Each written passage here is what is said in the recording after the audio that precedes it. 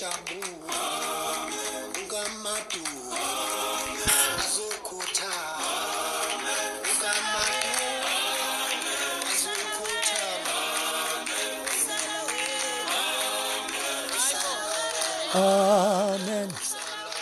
Amen.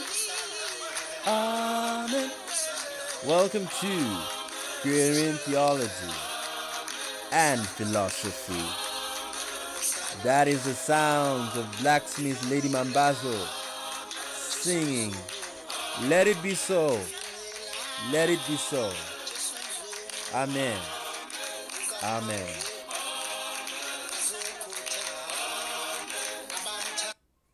The great Lady Blacksmith Lady Mambazo, very good singing, a cappella, just the way we used to sing in the olden days. Though we can still sing a cappella. Today, now we're still on the social justice, and we're there's a very hot topic in Africa calling corruption. And we had discussed, we want to give our stand on corruption because it's a very big topic. I've been seeing it in East Africa where we have our operations. And there is Kenya where we are busy and watching things unfold as we go on with life. And we also are aware of what happens in Tanzania. We are aware of what happens in all over Africa, thanks to the internet. And Rwanda is one of the cases whereby corruption is being dealt with. And Uganda also is trying its best to root it out. So African countries are known to be very corrupt, especially, and one reason why it's a very good thing to talk about, it's because it affects society. And corruption, as I've said, it affects African countries mostly. There's no country that's immune to corruption. Every country is corrupt. That's what you need to know. But some countries are more corrupt than others, and it's the reason poverty is high.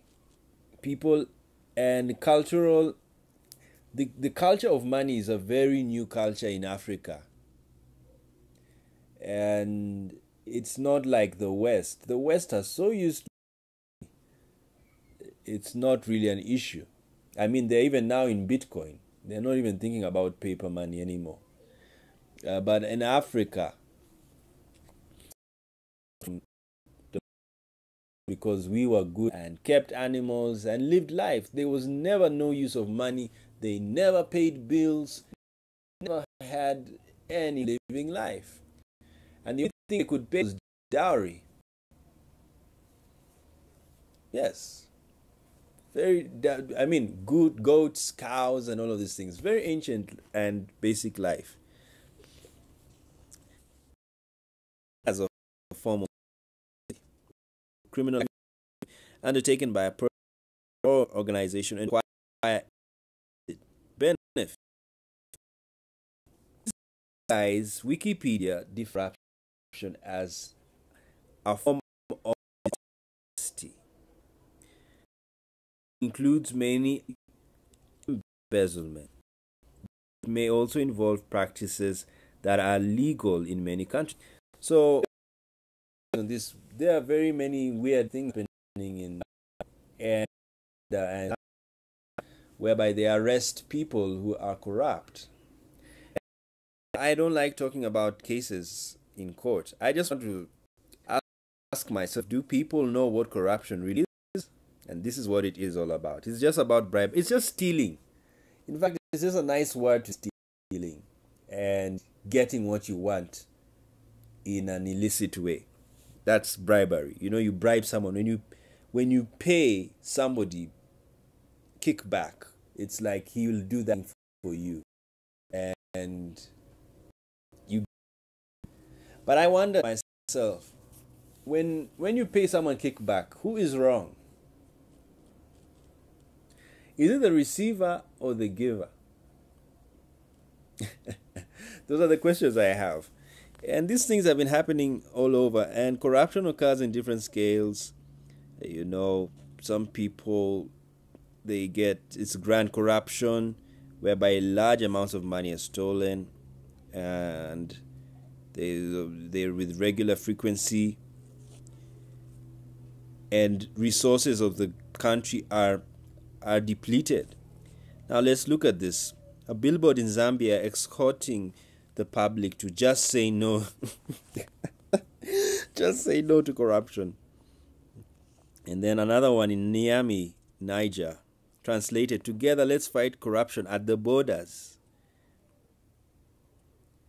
With my identity card or my passport plus my vaccination certificate, I can travel in all tranquility within the realms of ECOWAS. ECOWAS is the West African regional bloc that allows for freedom of movement. It's like EU, but it's a better EU, because you can go through any West African member country that is ECOWAS and go there, provided you have your vaccination certificate and your passport or ID.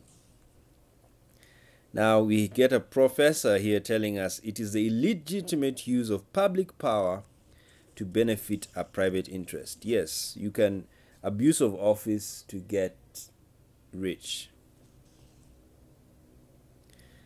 And corruption can be on different scales. It can be petty, it can be grand corruption, and it can be then there's corruption that's endemic. It is so part of the everyday life of people that it's even organized. It is so organized that if you remove it out of the system dies. It's that bad. You see, the reason why slavery took time to be abolished in America is because it was so common and so into the system that when they stopped it, it was going to collapse some people's businesses, and that's why they went to war. And so that's what is happening also. Sometimes you can be in a system that is so corrupt that if you dismantle it, you will actually destroy the system. So that's the reality. It's a sad thing. And there's petty corruption. This one happens at registration offices, police stations, state licensing boards, and many private and government sectors. And a hospital, very small, petty. Somebody comes and just gives you money and just says, okay, you'll get what you want. Or you want your passport today? Okay, pay me something, and you get that. Then grand corruption is defined as corruption occurring at the highest levels of government in a way that requires significant subversion of the political, legal, and economic systems. Now, this is a grand corruption. People sit down and plan how to siphon funds from the government. And then the systemic corruption is the endemic, the one I was telling you about. That this one is part of the system. And factors which encourage systemic corruption include conflicting incentives, discretionary powers, monopolistic powers, lack of transparency, low pay. I'm really on the low pay one, and culture of impunity. Yes, I think systemic corruption, which affects Africa mostly, is based on low pay. Yes, I stand on that one. And because when someone is paid badly, he can even receive a small bribe. Yes. But when someone is paid well, it is very hard to bribe that person. So the logical thing to do is pay them well. Pay the government workers well. Just pay them well. Close your eyes and just do it. And measure. There will be no corruption. Because the reason why there is corruption, and you have like, can you imagine a case having many suspects?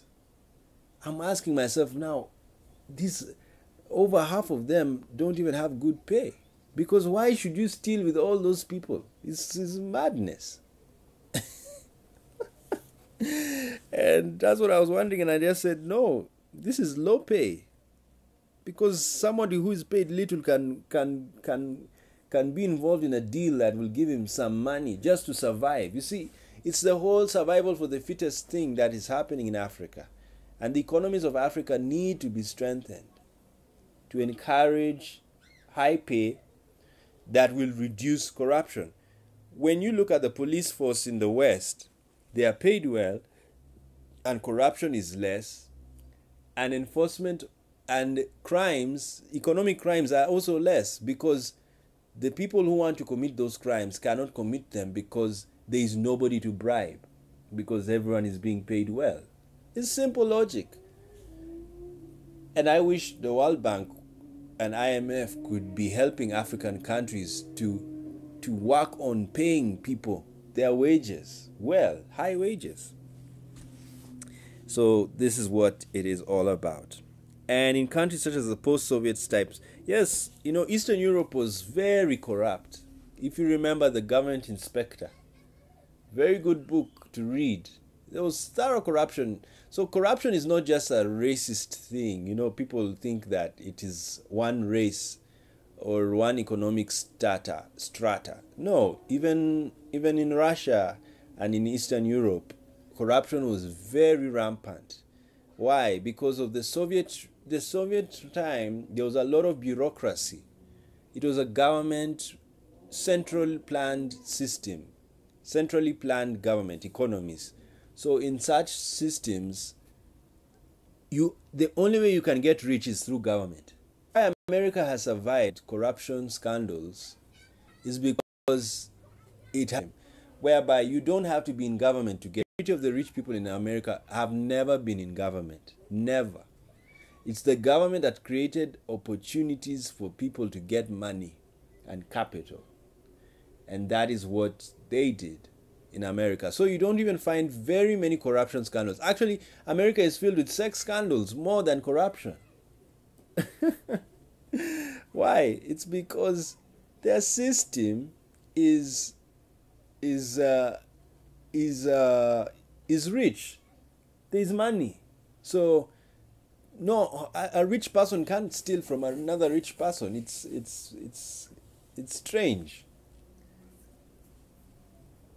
But a rich person can get what he wants when he hires a poor person, because all he has to do is bribe that poor person and he'll get what he wants. But if the person whom the rich person wants to use to get his thing happens to be rich, it becomes very hard, because you'll have to use more money to bribe that worker, and that's costly. So what happens is they would rather hire poor people because it's easy to bribe them. So corruption in different sectors. It happens also NGOs everywhere. UN is also suffering corruption issues. And it's the same thing. In my view, number one point is low pay. Yes, that's my view. Political corruption is the abuse of power, office, and resources by elected government officials for personal gain, extortion, soliciting, or offering bribes. Yeah, basically, this is just stealing. And we just wanted to bring it up because we are seeing it a lot in the news where we live. And you see the guys, even police receive bribes for activities and all of these things. The judicial corruption, yes, you can bribe a judge. Very common. In the 1600s in England, judges were being bribed left, right, and center. There are judgments in the British courts store that were based on bribery, and the judge already passed them. Because it's a fact. What you have not seen happen, you will not know happened. That's it. Then you have corruption in the education system. As it's saying, corruption in admission to universities is traditionally considered as one of the most corrupt areas of the education sector. And this is, of course, as usual, Russia and Ukraine, they are suffering from that. Endemic corruption in educational institutions leads to the formation of sustainable corrupt hierarchies. Yes, that's the problem we're having.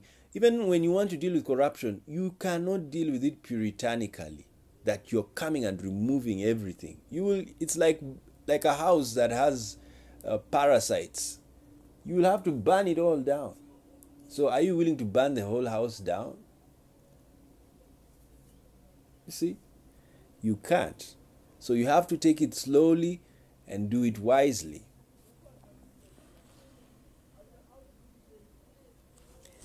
The US is distinct with gray areas and institutional corruption in the higher education sector.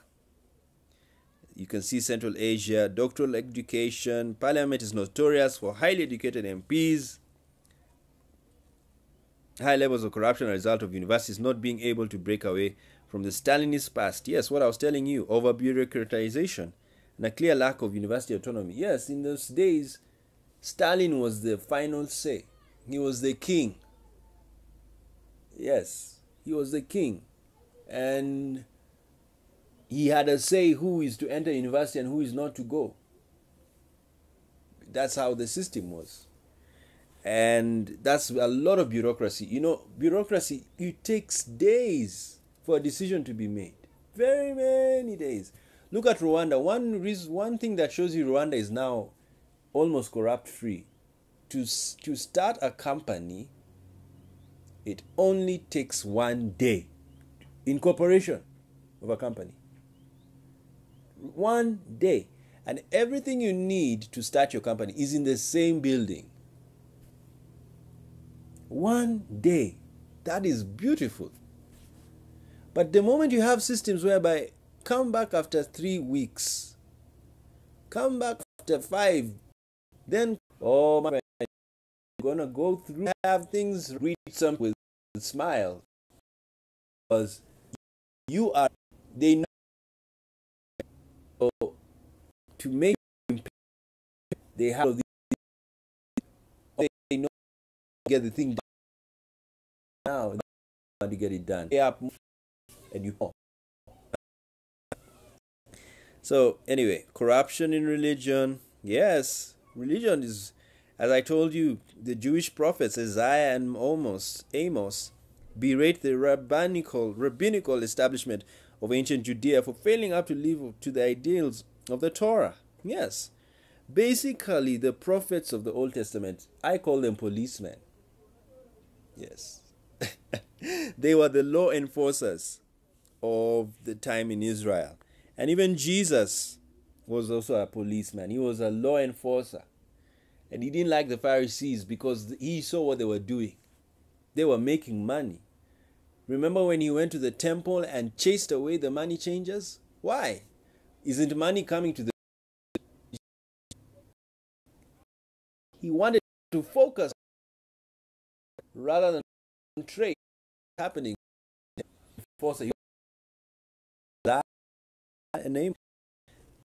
And you find Martin Luther accused the Catholic Church of widespread corruption, including selling of indulgences. You know, you commit, you were to pay. Every time you commit sin. Just imagine if there was no Martin Luther, do you know we'd be paying indulgences today to the Catholic Church? Yes, we'd be paying and saying, oh, you did this, you stole the cow, pay the indulgence and the Lord shall forgive thee. And I pay my indulgence and I say, Father, have mercy upon me. Receive my indulgence. And the Father blesses me and says, thy sins are forgiven, for thou hast paid me the indulgences. Your heavenly Father has received your indulgence through me. You are free now. Oh my, the Catholic Church would be rolling in money, maybe beating Apple. Now that it's $1 trillion. So that's what happened in the Catholic Church. And Martin Luther said he had enough of it. He was tired of the corruption because he didn't see anything in the Bible saying that you have to pay money for your sins. Very clever people. And Professor Cruz of Princeton University, said this leaders in the 30s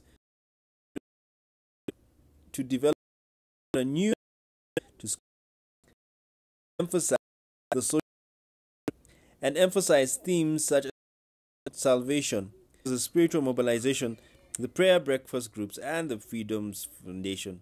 They had linked capitalism and Christianity, at the same time linked the welfare state to godless paganism. So what this professor is trying to say is that why there's been religious is also because of the collaboration with business, whereby these business leaders, the church leaders, there is no need to focus on the social gospel of social welfare, taking care of people. Rather, focus on salvation, getting saved, making people know that they are sinners, and the importance of free enterprise, And when they did this, what happened is there was a merger between capitalism and left so roots and the Democrats. Like in America, it's the Democrats who are very connected to Christians who are social welfare focused, or social welfare, their priority is social welfare.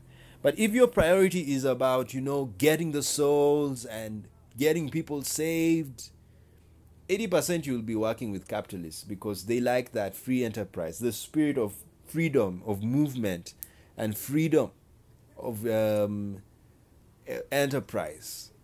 And so the problem to Cruz is that realistic issues like corruption is a feature of capitalism as well as a feature of socialism, because it doesn't know any economic system, because you can steal in any system. So what happened is that the moment the businesses joined the churches, corruption also came in. That's according to that professor. And then corruption in philosophy, Arthur Schopenhauer acknowledges that academics are subject to the same sources of corruption as the society. Academics are corrupt, according to Schopenhauer. And I don't want to go deep into the philosophy. Philosophers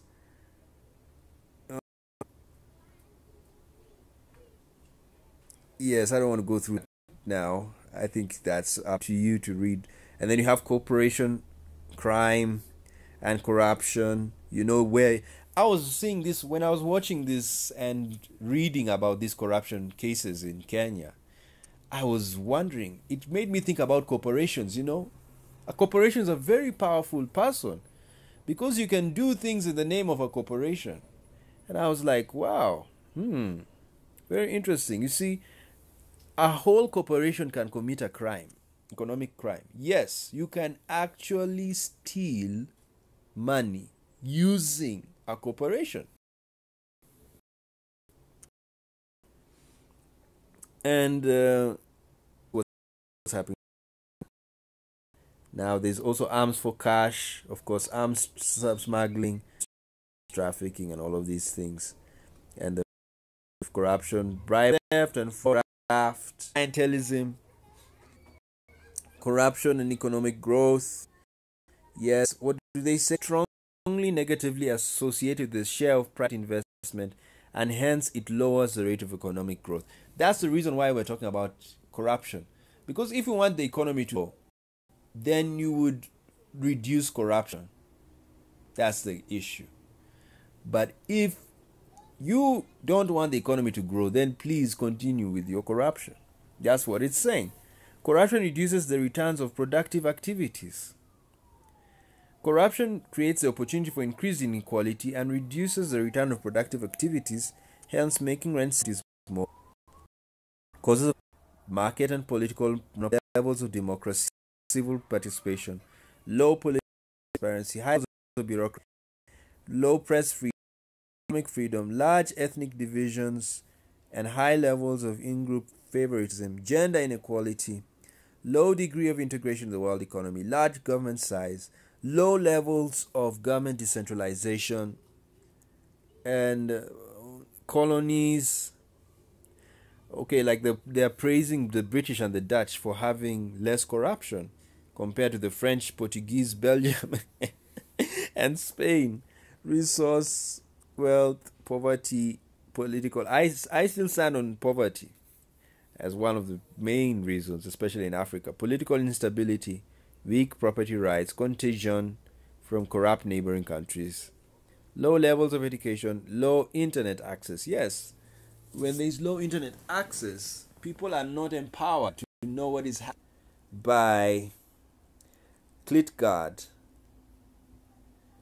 That corruption will occur if corruption gain is greater than the penalty multiplied by the likelihood of being caught and prosecuted. So degree of corruption equals monopoly plus discretion minus transparency minus morality. I wouldn't include morality. I would just say transparency, because that is the issue. Basically, that's why Transparency International is a corruption is lack of transparency. That's all. That's why my formula would not even have morality. It's just transparency. And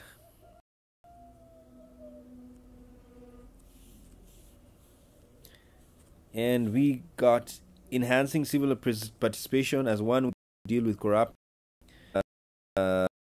Prevent corruption. You transparency, of course, and you increase morality. Because where you positivize them, and corruption program always there. And as you said, our friends are there. Transparency International, and all of those. So, guys. Corruption tourism is also there. In countries, people travel to corruption hotspots, or a specialist tour company takes them on corruption city tours, as is the case in Prague. Corruption tours have also occurred in Chicago and Mexico City. Yeah. They want to go and study corruption. It has become so important. Africa should try this corruption tourism. And we find this is what is this talking about, examples of legal corruption. Yes, even in the legal circles, corruption is very, very possible. So, people, you can go and read on the article and understand these are historical responses in philosophical and religious thought. And Plato is talking about that. And in the New Testament, they acknowledge the word corruption and claims to offer a way of keeping the spirit unspotted from the world. Paul says we will deal with the world. Says we should not copy. They have to love the rulers of the world and to follow the way of the world. Yes, so with all of that, that is what we can call corruption in a nutshell. And people pay the price. Of course, in some cases, they advocate for called death penalty, which I don't support. I support that if you are caught stealing, just return what you've stolen, and you will be free. It's that simple. That's my view, rather than what happens in China, because China they insist on killing people, which doesn't solve the problem, because when you kill somebody and he has already stolen, where is the stolen thing? You see, where is the stolen thing? That's other questions. So basically, that is our take on corruption and its effect on the economy. And let's keep on watching and see. Of course, you will only know the rate of the the effectiveness of the fight against corruption. You will only know. I just thought of talking about corruption because it is running through the minds of many people in Africa, especially East Africa. Okay, guys, that's our take on corruption as we discuss this under social justice.